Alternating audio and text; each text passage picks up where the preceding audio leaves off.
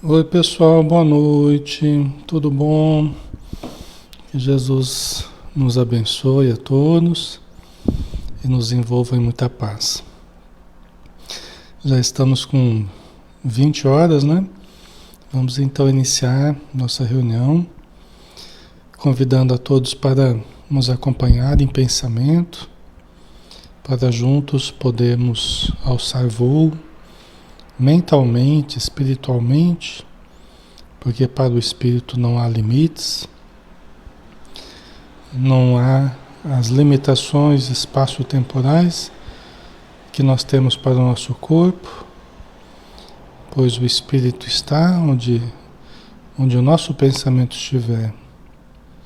Nós estamos efetivamente onde estiver o nosso interesse, o nosso coração, as nossas metas, as nossas buscas, o nosso tesouro.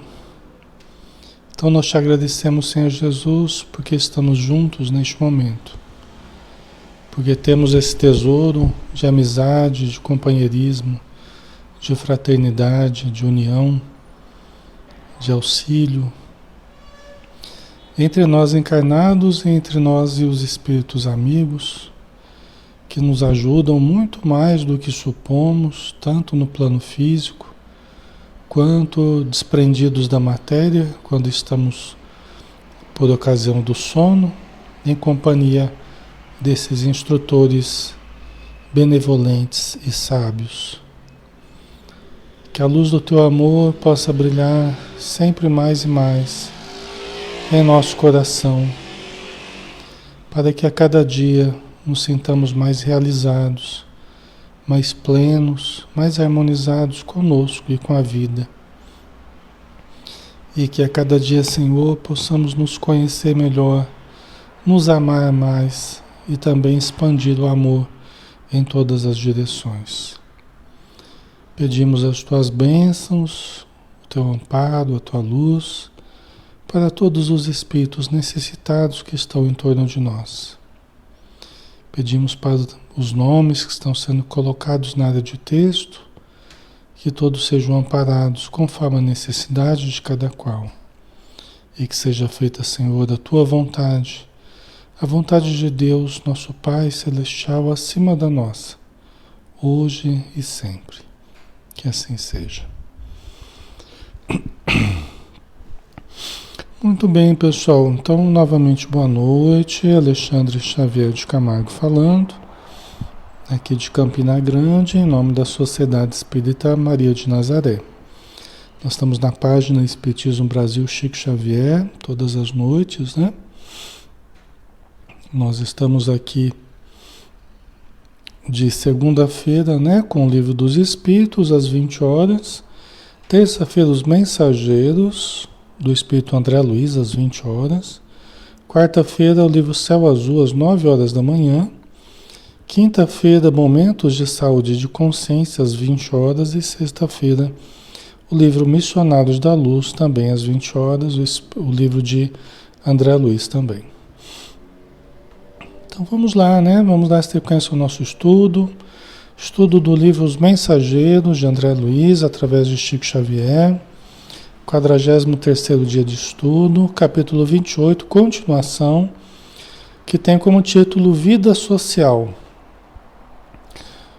Então, é a experiência do André Luiz e do Vicente, junto do instrutor Aniceto, num posto de socorro de Campo da Paz, próximo da Terra, funcionando nas regiões inferiores em torno do planeta.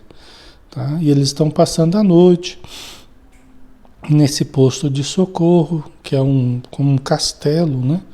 Nessa região de sofrimento, mas internamente um ambiente todo positivo, né? Porque o Alfredo, que é o dirigente desse ambiente, e a Ismália, sua esposa, conduzem com todo amor e toda a organização os trabalhos que são realizados neste ambiente. E aí eles estão num encontro, vamos dizer assim, né, social, em que eles estão recebendo a visita da família do casal Bacelar, né? Que é um casal que vem de Campo da Paz, que é próximo, algumas léguas, né, do posto de socorro, e são conhecidos já do Alfredo, da Ismália, do próprio Aniceto, né? E aí eles estavam conversando, e o senhor Bacelar, que é um especialista em socorro aos encarnados, quer dizer, um especialista em trabalhos de atendimento a nós encarnados aqui na Terra, né? Então, ele está falando como que é o trabalho, como é que ele vê esse trabalho de assistência aos encarnados. Então, ele está tecendo algumas reflexões sobre o assunto, diante das nossas características, né? Diante das nossas dificuldades e as dificuldades que eles encontram para nos ajudarem, né? Os espíritos amigos, tá? Então sejam muito bem-vindos todos que estão chegando aí, um grande abraço. Então aí a última frase que a gente comentou, né, do senhor Bacelar, somos forçados à preparação do campo mental conveniente, a proceder à semeadura de pensamentos novos, velar pela germinação, ajudar os rebentos minúsculos e aguardar a obra do tempo. Então ele está dizendo que eles precisam, os espíritos amigos, para nos ajudar, eles precisam trabalhar como um agricultor ou um jardineiro que precisa criar as condições do campo mental, preparar para a semeadura. Quer dizer, não é só semear, tem que preparar o campo,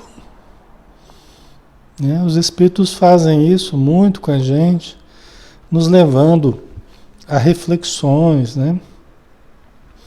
Durante o nosso dia a dia, nos fazendo conversar com determinadas pessoas, ou fazendo determinadas pessoas virem conversar conosco, fazendo parar nas nossas mãos determinado livro, determinada mensagem, fazer com que nós, quase casualmente, a gente venha a escutar uma palestra no YouTube, no Facebook, né? Entrar em contato com materiais que possam nos preparar, que possam nos sensibilizar, né, para a semeadura de pensamentos novos. Por exemplo, nosso estudo aqui, a gente sempre fala que não é apenas um estudo, é um momento terapêutico. Porque assim os espíritos tratam de qualquer momento de oração, qualquer momento de estudo. É um momento terapêutico. É um momento de reformulação de conceitos, de reestruturação de emoções, de sentimentos, de decisões, de atitudes, de metas, né, de objetivos. Ou seja, há uma reestruturação das nossas condições de vida. A Lindalva colocou os livramentos que nos dão, já tive tantos. É verdade, você está falando livramento, é verdade. Quantas e quantas vezes nós aqui estamos e chegamos sentindo determinados sintomas ou um determinado estado mental, emocional, mental, em que nós estamos sentindo influência de determinada entidade. E os espíritos carinhosamente, quando possível, quando viável, né, eles retiram certas entidades durante o estudo, porque nós estamos nos esforçando por nos melhorar.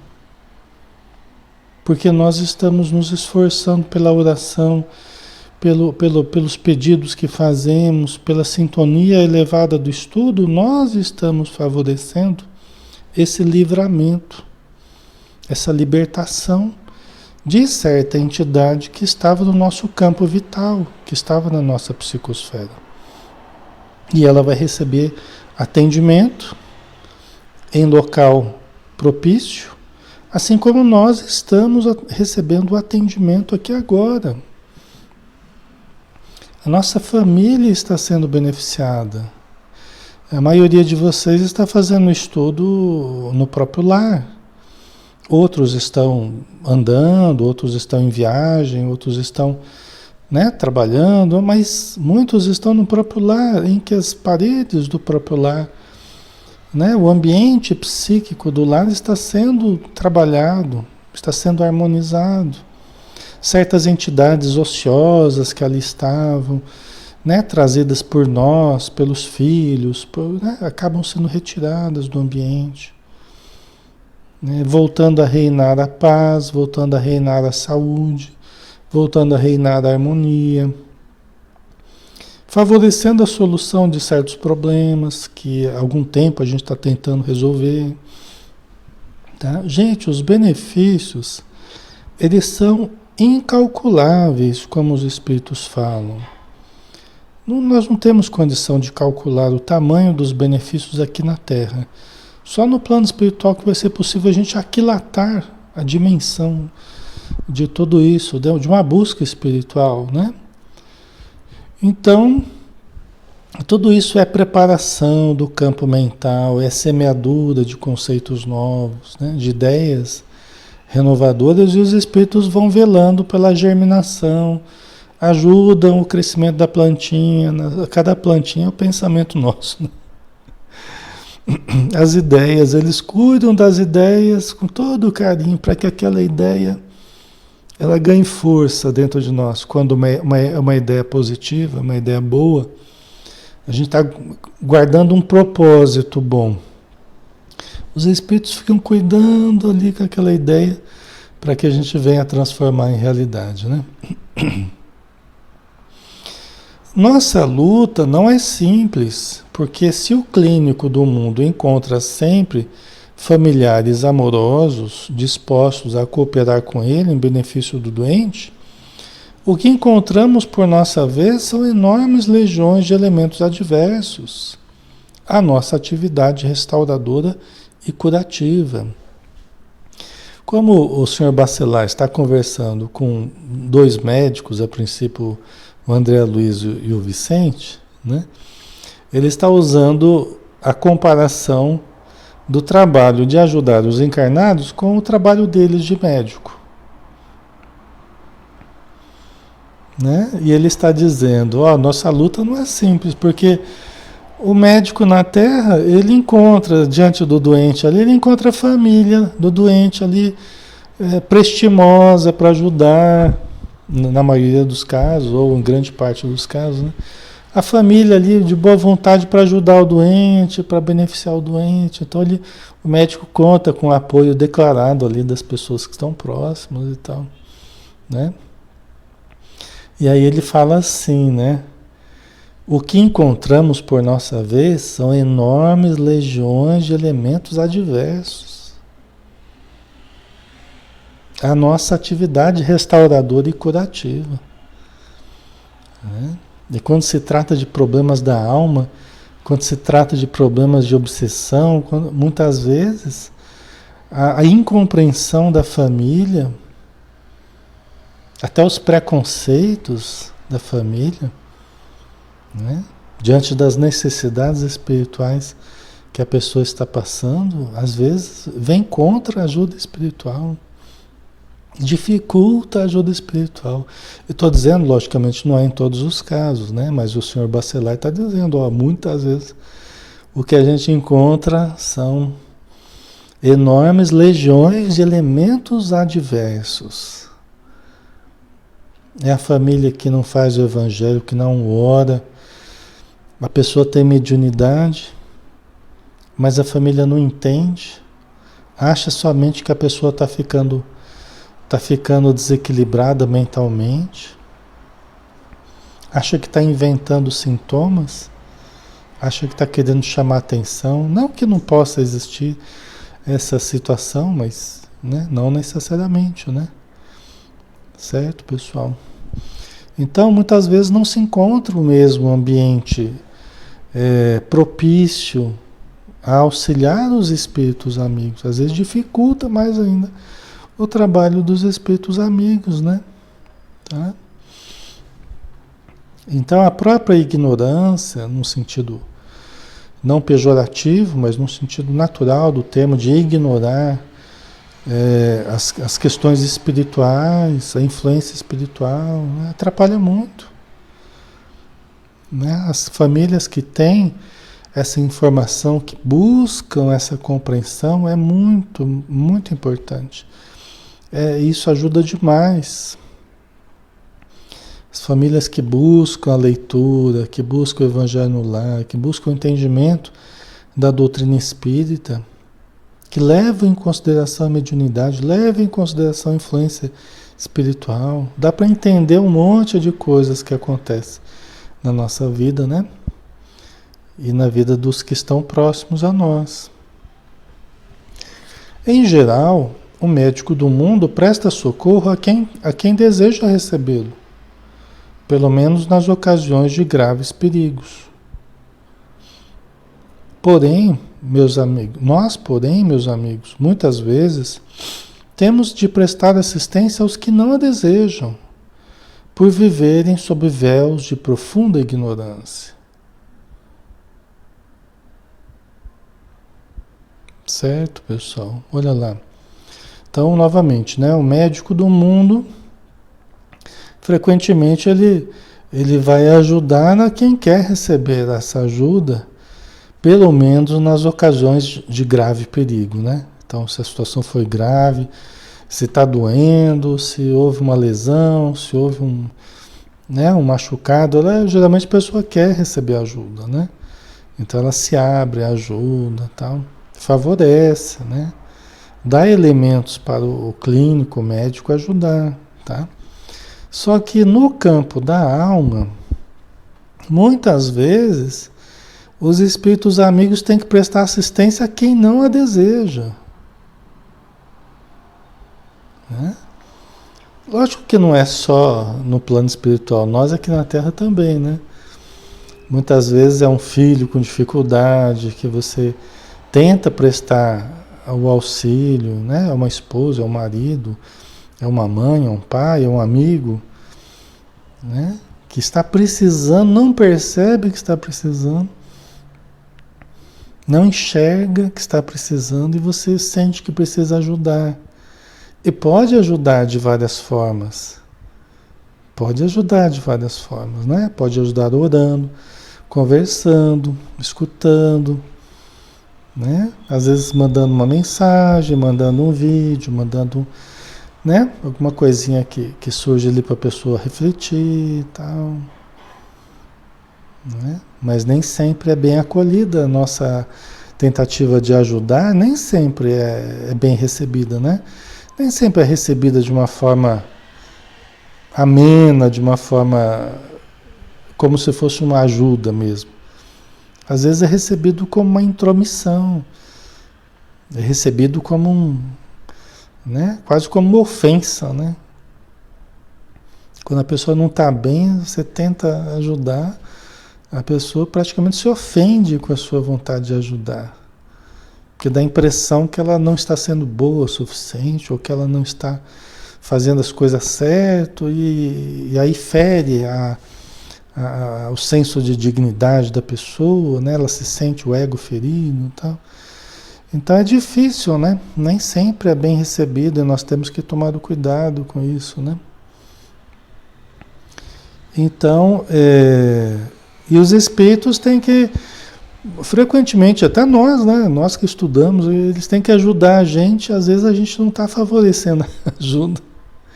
E eles nos ajudam na medida do possível, né? Lógico que quando a gente se abre mais, quando a gente pede o auxílio, quando a gente sintoniza com eles, faz uma prece, faz uma leitura, né? Uma meditação, favorece o auxílio. Quando a gente procura se acalmar um pouco, favorece o auxílio, né? Mas nem sempre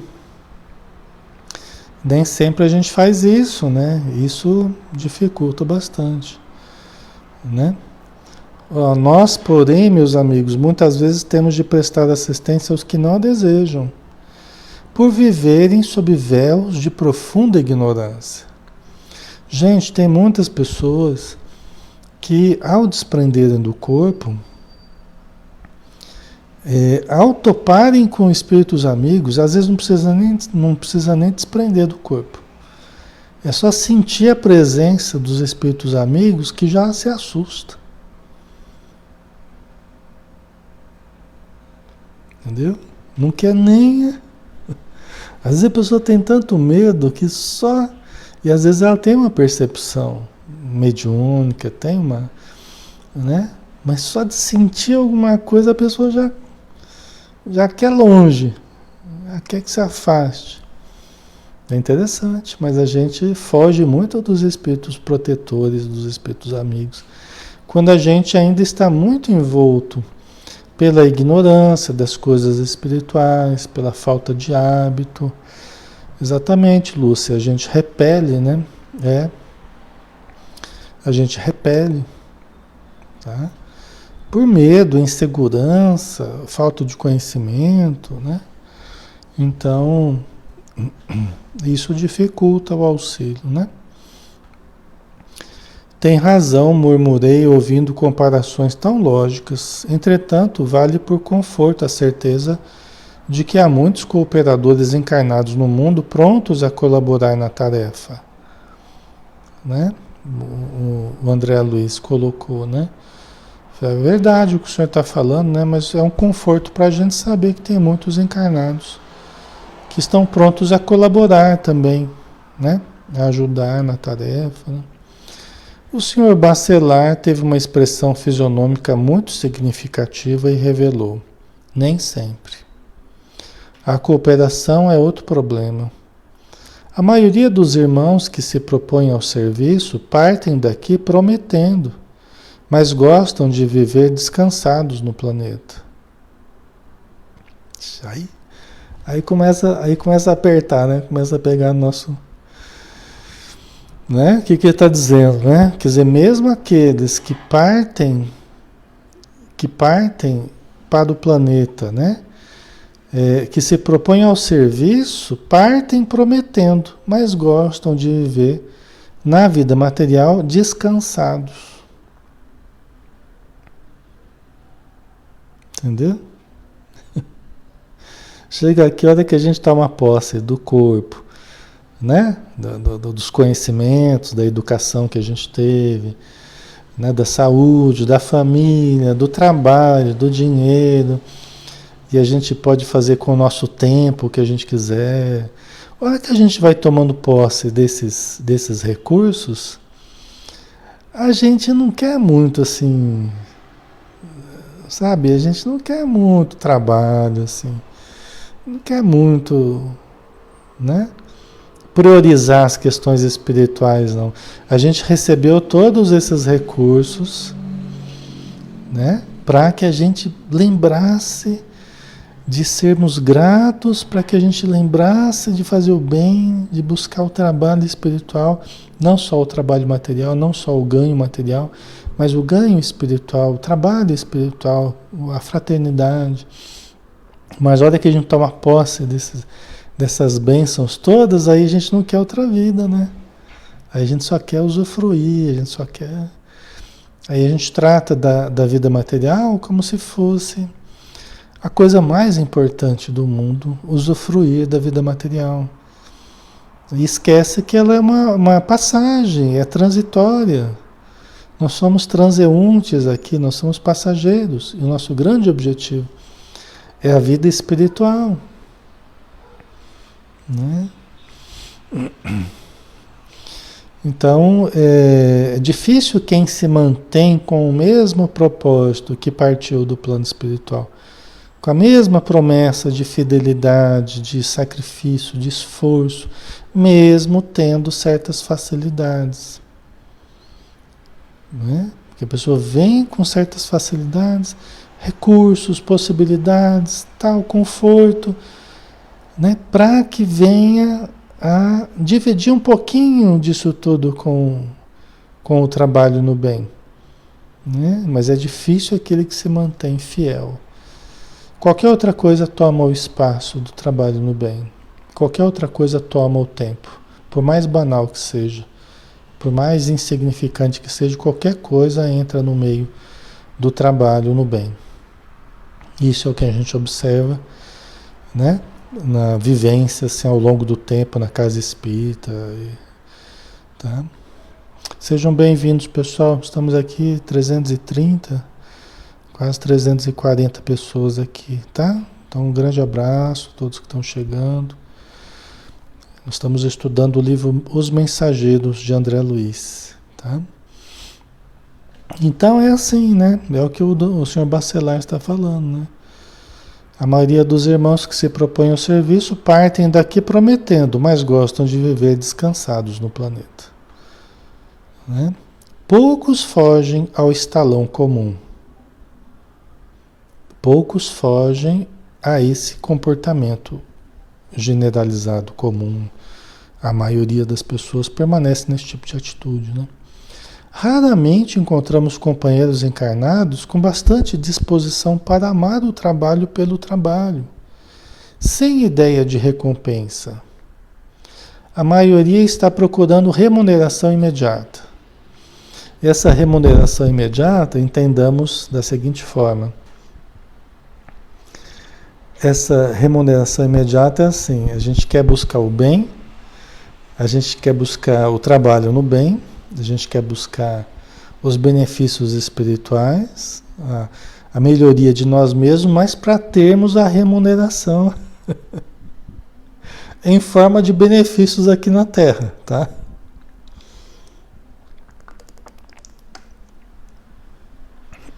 Apenas em forma de benefícios aqui na Terra.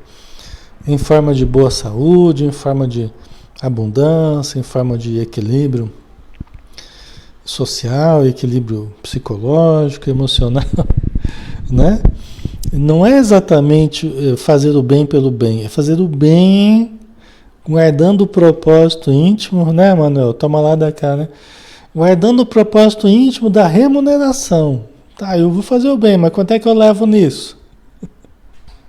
O que eu ganho com isso, né? E Senhor, o que nós vamos ganhar?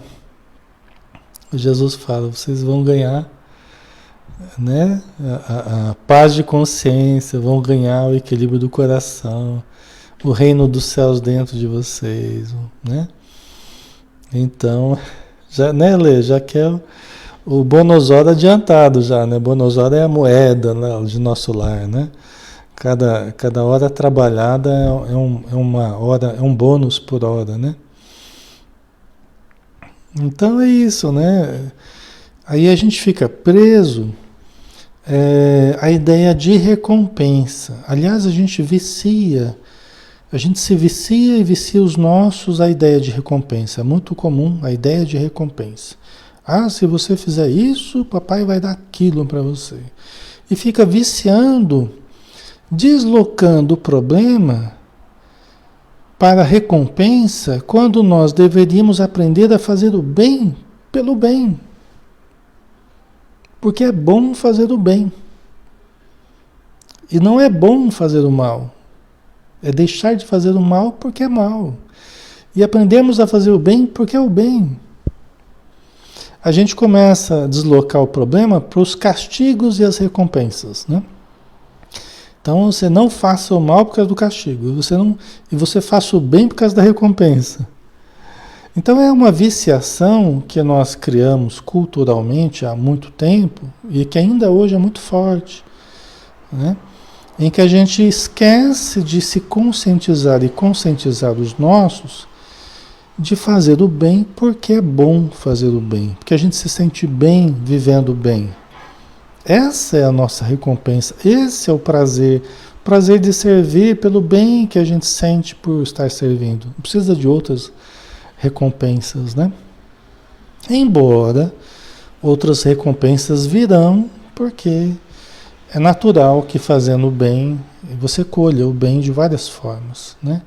E é natural que fazendo o mal, você também colha o mal de várias formas, tá? Mas a gente não deve ficar fixado nisso, né? Não deve ser a nossa motivação propriamente. Não deve ser o nosso móvel, né? Tá? É fazer o bem pelo amor ao bem, né? A maioria está procurando remuneração imediata, tá? Então, aí fica difícil, né? Nessas condições, não percebem que a mente lhes fica como um aposento escuro, atulhado de elementos inúteis. A força de viciar em raciocínios confundem igualmente a visão. É o que eu estava dizendo, né? A gente vai viciando o modo de pensar, o modo de agir, e vai turvando a nossa visão, vai embaçando o nosso discernimento, vai perturbando nossa capacidade de compreendermos a nossa existência, né? E o que é realmente essencial, do que é supérfluo, o que precisa e o que é pseudo-necessidade, né?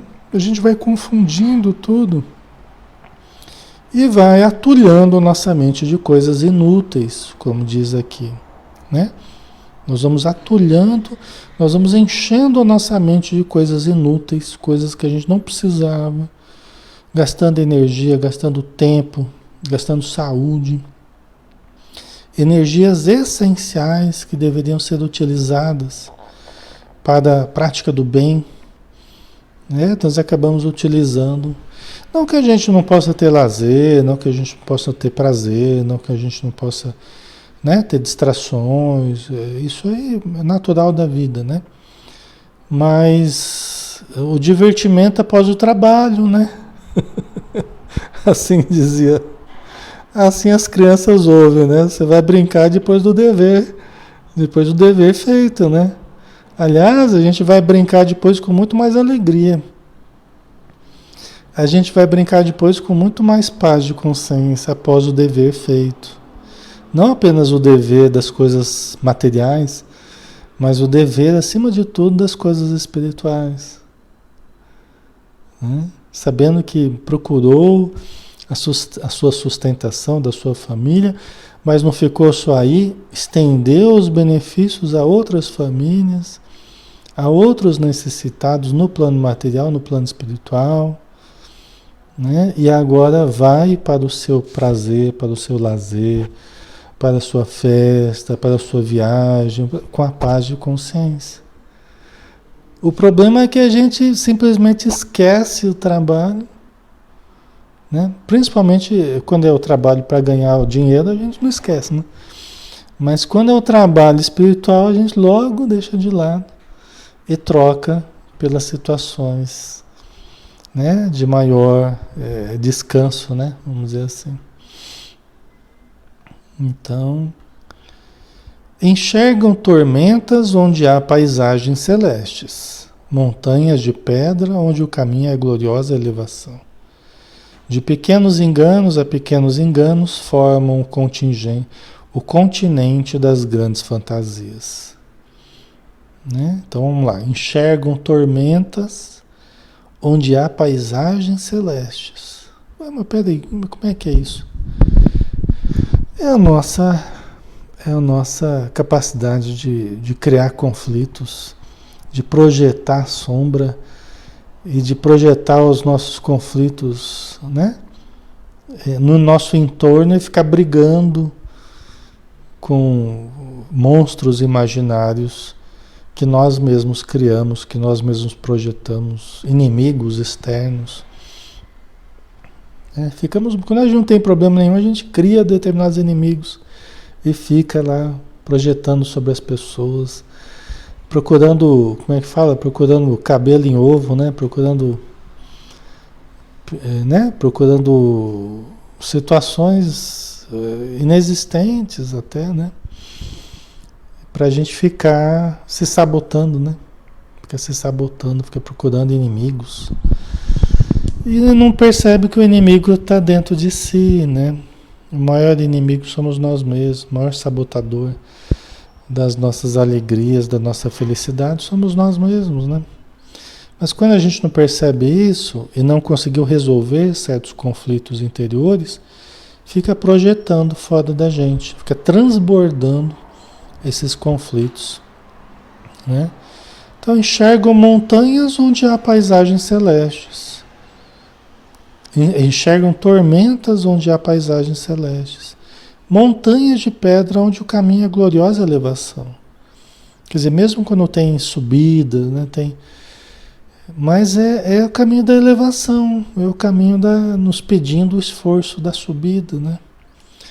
De pequenos enganos a pequenos enganos formam o continente das grandes fantasias.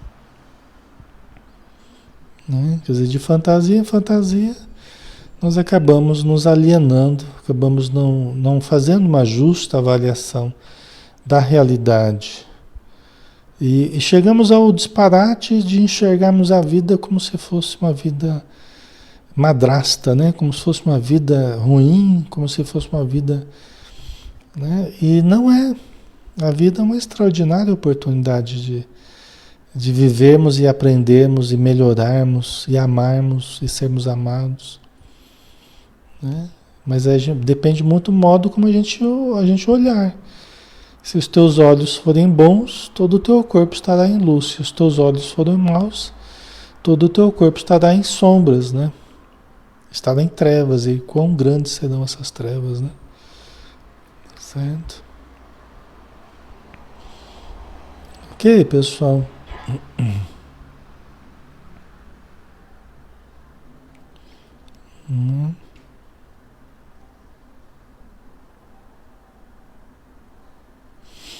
Certo? Então vamos lá. Daí por diante, a recapitulação das experiências terrenas inclina-os mais fortemente para a exigência animal. E chegados a esse ponto, raros voltam ao dever sagrado para considerar a grandeza das divinas bênçãos. O que ele está dizendo, o que o senhor Bacelar está dizendo é assim: quando nós que tomamos posse das bênçãos que recebemos dos espíritos amigos, para trabalharmos no bem, para lembrarmos que somos espíritos imortais, mas a gente resolve não lembrar disso e resolve só nos acomodarmos às situações mais cômodas no planeta, não dando muito espaço para o trabalho, né? Apenas para os prazeres, diversões, né? Enxergando nas pequenas dificuldades, desafios intransponíveis ou situações negativas na existência, inconvenientes, pequenos problemas que surgem como situações inconvenientes. Porque minha vida não era para ter problema, né? Alguém deve ter errado. Minha vida não era para ter problema, né? Então a pessoa, ela vê os problemas, as dificuldades como uma inconveniência. É um inconveniente, não devia estar acontecendo, né? Então, o que acontece quando a gente vai interpretando a vida dessa forma?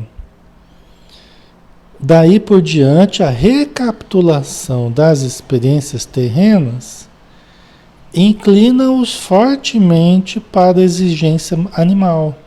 Isso quer dizer o quê? Quando a gente vai apagando a luz lá do alto, do superconsciente, por uma falta de interpretação, por falta de elevação, por falta de trabalho no bem, por falta de perseverança, por falta de disciplina, e você vai apagando os ideais superiores. O espírito missionário vai apagando, né? O espírito de sacrifício vai apagando. Você vai descendo apenas para as conquistas materiais, apenas para as conquistas imediatas, né? Com forte tendência a ir caindo mais ainda para um nível mais primitivo, para um nível mais animal, para as exigências animais. Porque a gente começa a partir daí, sem as luzes do alto, a gente começa mais fortemente a trabalhar para propiciar aos instintos os prazeres que ele deseja. E a gente começa a recapitular os erros das outras encarnações que a gente já viveu.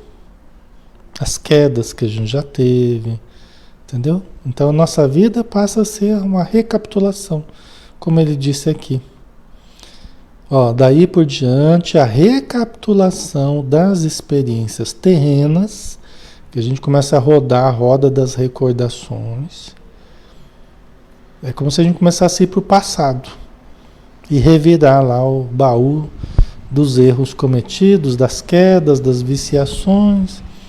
Aí vai chamando mais ainda a gente para as exigências animais, para as exigências dos sentidos. Né? Quando a gente afrouxa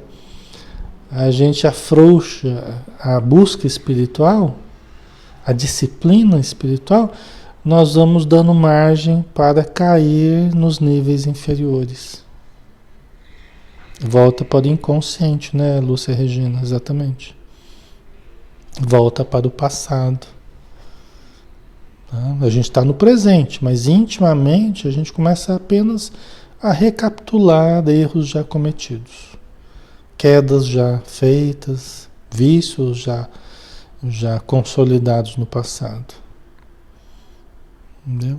E aquela luz nos chamando para o alto, ela ficou apagadinha por falta de trabalho, por falta de estímulo, por falta de disciplina, entendeu? De rotinas no bem, de estímulos cada vez novos, mais trabalho, mais busca, mais elevação, né? Tem que ser um processo dinâmico, né? E chegados a esse ponto, raros voltam ao dever sagrado para considerar a grandeza das divinas bênçãos. Quando a gente começa a experimentar as grandes emoções da matéria, dos prazeres, o mergulho na matéria, o mergulho fundo na matéria, raros voltam a emergir desse mergulho na matéria. Uma vez que a gente se permite mergulhar, né, nos prazeres esquecidos dos ideais superiores, raros voltam a se reerguer, né, para considerar a grandeza das divinas bênçãos. Acaba passando o resto da existência nesse mergulho aí. Tá? É preciso muita força de vontade para se levantar. Maria de Magdala foi um exemplo assim, né? Ela teve um reerguer, né, evidente. O Paulo de Tarso também, né? É preciso um esforço considerável para esse reerguimento. Tá?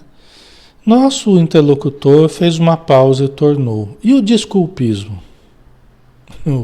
O senhor Bacelar, né?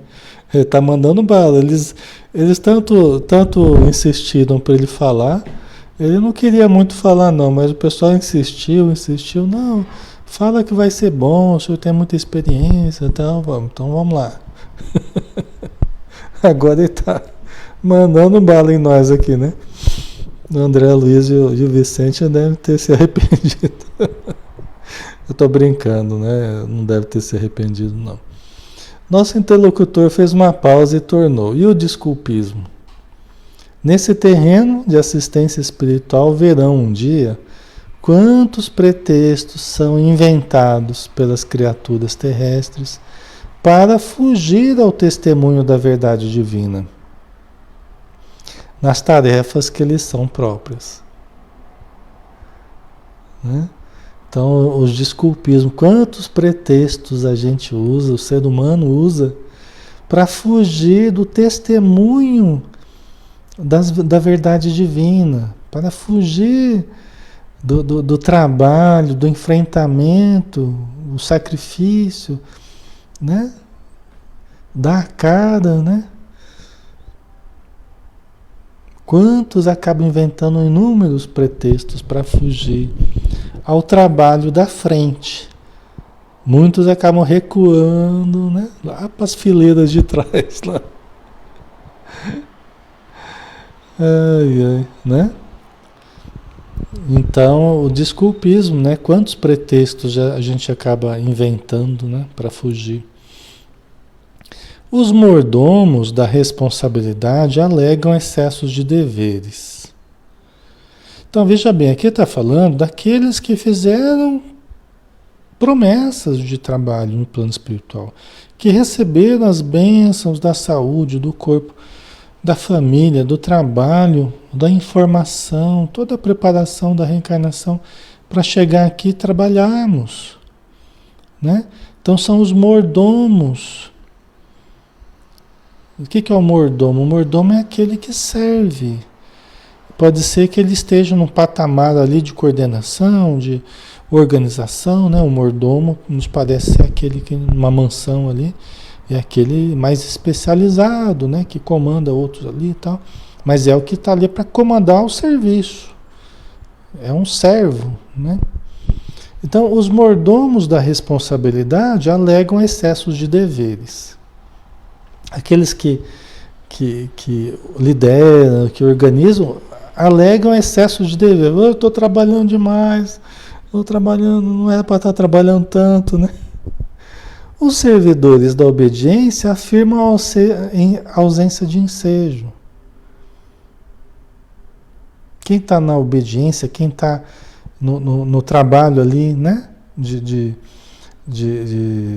trabalhos mais simples, às vezes, afirmam que não tem oportunidades. Né? Afirmam que mas não tem oportunidade de servir. E as oportunidades estão aí para quem quiser trabalhar de várias formas, né? Então não tem falta de trabalho, não. Os que guardam possibilidades financeiras montam guarda ao patrimônio amoedado. Então aqueles que têm maiores somas de dinheiro receberam esses recursos para gerirem com equilíbrio, com discernimento, né? Os que guardam possibilidades financeiras montam guarda ao patrimônio amoedado. Quer dizer, monta, né? Quem está com muito dinheiro, monta em cima do dinheiro e fica lá de guarda em cima do dinheiro. Então não vai querer trabalhar porque tem que cuidar do dinheiro. Os que receberam a bênção da pobreza de recursos monetários aconselham-se com a revolta. Aí quem não recebeu, né? Quem não está com tanto dinheiro, quem está com uma situação mais difícil, acaba se envolvendo com a revolta. Aqui o Sr. Bacelar está demonstrando as várias posições na vida e como é que a gente usa pretextos, porque no fundo isso tudo é pretexto. Quem tem dinheiro pode trabalhar muito, quem não tem dinheiro pode trabalhar também no bem, na caridade, na ajuda, né? A gente já conversou sobre isso, não é preciso recursos financeiros para se fazer o bem, né? Os moços declaram-se muito jovens. Os moços sou jovem demais para trabalhar com essas coisas, isso é coisa para velho. Os moços declaram-se muito jovens para cultivar as realidades sublimes. Jovem é outros papos, né? Jovem quer curtir, né? Então ele acha que está muito novo ainda para esse tipo de trabalho. Os mais idosos afirmam-se inúteis para servi-los. Né? Os moços acham que são muito moços, os mais idosos acham que já estão muito velhos, estão muito idosos já. Que já não tem mais condição, que não, né, não tem mais utilidade, né? Os casados reclamam quanto à família.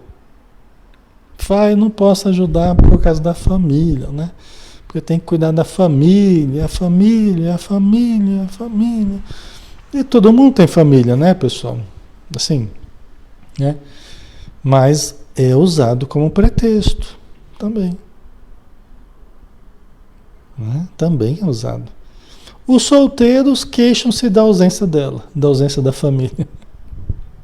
Estão procurando ainda estruturar a família. Falam, eu não posso trabalhar porque eu tenho que sair para passear, para ver se eu acho uma parceira, para ver se eu acho uma companheira. Então não dá certo para eu trabalhar porque eu tenho que... Né? Vocês estão entendendo? Então sempre vai sobrar argumentos, sempre vai sobrar pretextos para quem não queira trabalhar. Os que têm saúde falam, eu tenho saúde e não preciso trabalhar. Os que não têm, falam, eu não posso.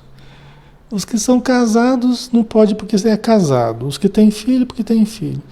Os que não têm estão querendo ter. Né? É por aí, né?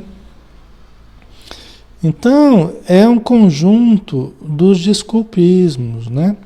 Sendo que a gente sempre tem ocasião, se a gente tiver boa vontade e perseverança e usar a inteligência, porque nós somos muito inteligentes quando a gente quer uma coisa, né? Quando a gente quer uma coisa, quando a gente realmente deseja uma coisa, a gente é super astuto para criar argumentos para buscar aquilo que a gente quer. Mesmo que sejam falsos, né? Mas quando a gente não quer uma coisa, para criar pretexto também é uma coisa de doido, né? Então a gente faz isso, o ser humano acaba buscando esses pretextos, né? Tem situações reais que se justificam, sim. Tem compromissos de trabalho que se justificam. Tem compromissos com a família, com a saúde, tem compromissos daqui e dali que se justificam, tem. Cada um de nós sabe onde o calo aperta, cada um de nós sabe das dificuldades, né? O problema é quando a gente leva muito longe esses pretextos, né? Que daria para conciliar a família com as dificuldades dela, com as eventualidades da família, daria para conciliar as eventualidades do trabalho, os impedimentos naturais, daria para conciliar os problemas de saúde eventuais, né, com o trabalho no bem. Não precisaria ser excludente, né? Então, essa é a questão. Dá para a gente conciliar com boa vontade, pessoal. Dá para fazer tudo o que a gente quiser. Tá? Sobra tempo para tudo, né? Só a gente não exagerar em nada, né? Tudo que a gente exagerar muito, aí vai dar problema, né? Até a busca espiritual, se a gente exagerar, e tem pessoas que exageram, se a gente exagerar, vai dar problema também. Porque aí você não vai cuidar da sua saúde, você não vai cuidar da família, você não vai cuidar do trabalho, você não vai cuidar do lazer, né? Então até o trabalho espiritual também precisa ser dosado, porque senão você acaba absorvendo todo o resto, né? Então tudo é equilíbrio, né? O problema é que a gente valoriza muito o nosso conforto e as situações acomodatícias, né? Para fugir do trabalho, né? Então precisamos equilibrar um pouco mais isso, né? A gente está quase acabando, pessoal, já está quase no horário também, né? Dizem os doentes que não podem, comentam os sãos que não precisam. Raros companheiros encarnados conseguem viver sem a contradição. Que é o que eu estava falando, né? Raros conseguem viver, né, encarnados sem a contradição, né? Qual contradição? Contradição da gente saber uma coisa e fazer outra, né? E da gente poder se doar um pouco mais, poder se sacrificar um pouco mais, poder ajudar um pouco mais e não fazê-lo, né? Por uma questão simplesmente de acomodação, né? O senhor Bacelar parecia disposto a prosseguir. Agora o senhor Bacelar disparou aqui, né? Mas as duas jovens foram buscá-lo, a ele, a Aniceto e em nome de Alfredo, a fim de providenciar a solução de problema íntimo que lhes dizia a respeito, né? As duas filhas do casal Bacelar vieram buscar o pai e o Aniceto, né? Para junto do Alfredo para que eles pudessem resolver determinada dificuldade lá, tá? Ok, pessoal? Então acabamos por hoje, né? Acabamos por hoje. Espero que tenha sido produtivo para vocês. Para mim sempre é bom relembrar esses temas, né, esses assuntos aí, porque eu preciso para desfazer um pouquinho as minhas contradições, né? Para eu relembrar dos compromissos, relembrar da importância de cuidar de todas essas áreas e cuidar com carinho, né? Com boa disposição mesmo. Eu preciso sempre ouvir tudo isso, tá?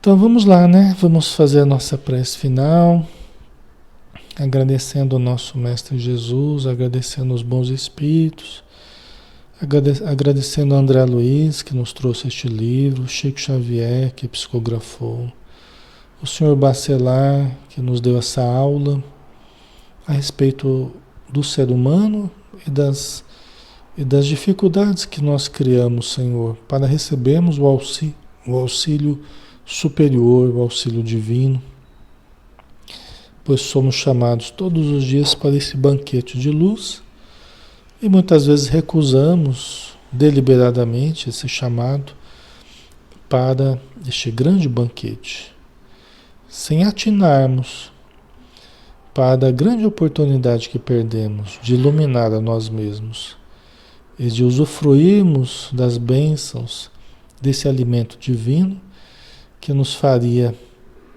aprimorar e muito a nossa vivência no planeta e fora dele. Obrigado, Senhor Jesus, pela oportunidade de estarmos com os amigos do plano material e também com os amigos do plano espiritual. Que possamos continuar juntos nas horas do sono, onde despertos espiritualmente possamos trabalhar em Teu nome, aprendendo e servindo, hoje e sempre. Que assim seja.